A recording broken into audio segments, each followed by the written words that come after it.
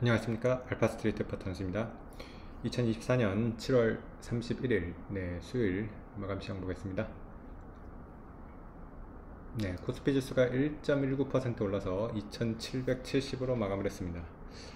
오늘 코스피 장 초반에는 별로 오르지 않았었는데 막판에 상승폭을 확대하면서 1% 넘게 상승을 했습니다. 오늘, 어제, 오늘 그리고 뭐 내일까지 계속 이벤트가 상당히 많은데요. 네. 일단 어제 미국 증시 마감을 보시면 다우는 0.5% 상승을 했고요. 나스닥이 1.28% 빠졌습니다. S&P 주요 종목 보시면 빅테크들이 좀 안 좋았죠. 특히 엔비디아가 7%가 빠졌고요. 브로드컴이 4%, 퀄컴이 6% 빠지면서 반도체 주식이 거의 폭락을 했었고요. 그리고 테슬라가 4% 빠졌습니다. 그리고 실적 발표한 P&G 같은 경우도 4.8% 이렇게 빠지면서 좀 하락하는 종목도 눈에 많이 띄었는데, 반면에 다우는 상승을 한 거를 보면 알 수 있듯이 다른 섹터들, 빅테크를 제외한 다른 섹터들은 대부분 그래도 좋았습니다. 금융주도 괜찮았고요. 헬스케어 같은 경우는, 머크 같은 경우는 뭐 실적 발표로 좀 안 좋았는데 다른 뭐 존슨앤존슨이나 에브비 같은 경우는 좋았고요. 에너지 섹터 같은 경우도 꽤 좋았습니다. 근데 참 시장이 계속 어지럽게 바뀌어가지고 참 따라가기가 힘든 것 같아요. 우선은 엔비디아 같은 경우는 어제 장에서 7% 하락 마감을 했는데 지금 보시면 또 애프터장에서 5% 상승을 하고 있습니다. 거의 뭐 지금 뭐 지옥과 천당을 왔다 갔다 하고 있는 그런 모습인데, 마이크로소프트 실적 발표에 좀 영향을 받는 모습이에요. 마이크로소프트 실적 발표를 하고 나서 마이크로소프트는 좀 빠졌습니다.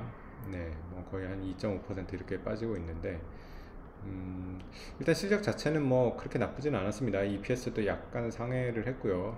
매출 같은 경우도 약간 상회를 했습니다.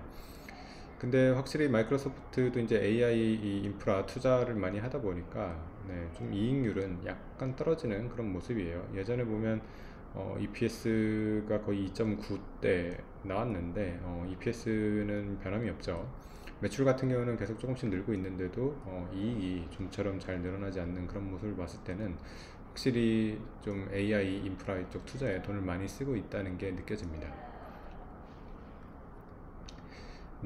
그래서 엔비디아 같은 경우는 뭐 최근에 이제 반도체 주식 조정을 따라가지고 굉장히 이렇게 많이 빠졌었는데, 또 뭐 MS나 이런 애들이 투자하는 걸 보니까 여전히 실적이나 이런 건 또 잘 나올 것 같단 말이죠. 그러다 보니까 또 이렇게 크게 반등을 하고 있습니다. 그리고 오늘 또 큰 뉴스가 일본 금리가 바뀌었어요. 오늘 일본 BOJ 인터레스트 레이트 디시전 금리 결정이 있었는데, 기존에 이제 0.1%였거든요. 일본의 기준금리가 0.1에서 0.25로 올랐습니다. 그래서 일본이 지금 금리 인상을 하고 있습니다. 이때 보시면 3월달이죠. 3월달에 금리 인상을 하고, 그리고 이번에 7월달에 또 금리 인상을 했습니다. 그래서 일본은 참 영원한 제로금리의 나라라고 생각을 했는데 금리를 실제로 이렇게 올리네요. 아무래도 엔화 약세가 워낙 최근에 좀 심했기 때문에 이런 것들도 좀 영향을 끼치지 않았나 이렇게 생각이 되고요. 어쨌든 엔화 같은 경우는 상당히 강세로 다시 진행이 돼가지고 160엔이 넘기도 했었는데 요즘 보면 150엔대 이렇게 초반 이렇게 됩니다. 그러면서 엔화가 조금 강세가 일어났고요. 우리 같은 경우도 환율이 80원대에서 계속 오랫동안 있었는데 엔화 강세에 따라서 원화도 살짝 강세가 됐습니다. 그래서 1370원대 이렇게 위치를 하고 있습니다.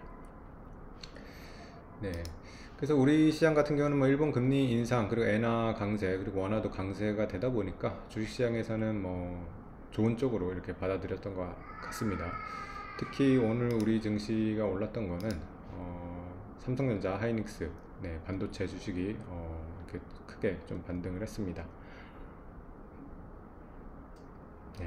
한미반도체 같은 경우도 1.9%. 한미반도체는 그래도 좀처럼 그렇게 많이 올라오지는 못하는데 그래도 오늘은 플러스가 나기는 했습니다.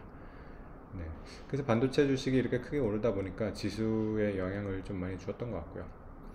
또 하나 오늘 특징주는 하나 에어로스페이스가 거의 10% 가까이 빠졌습니다. 오늘 실적 발표가 있었는데요. 참 우리나라 주식은 이게 거의 뭐 공식화돼 가는 것 같습니다. 뭐 호실적을 발표하면 네, 주가가 빠집니다. 이게 참 선반영이 미리 너무 많이 됐다는 얘기겠죠. 네, 그래서 좋은 실적을 알고서 미리 이렇게 다 끌어올렸다가 정작 실적 발표 때는 이렇게 떨어지는 게 이런 게 사실은 모양이 좋아 보이진 않거든요. 아무래도 실적이 이게 샜다고 해야 될지 아니면 뭐 애널리스트들이 실적을 너무 정확하게 다 알고 있어서 그런 건지 모르겠는데 어쨌든 이런 경우가 많습니다. 실적 발표를 하면 이제 차익 실현 매물이 나와가지고 많이 빠지는 그런 경우가 많은데 하나 에어로스페이스도 대표적으로 그런 지금 사례에 해당이 되는 것 같습니다.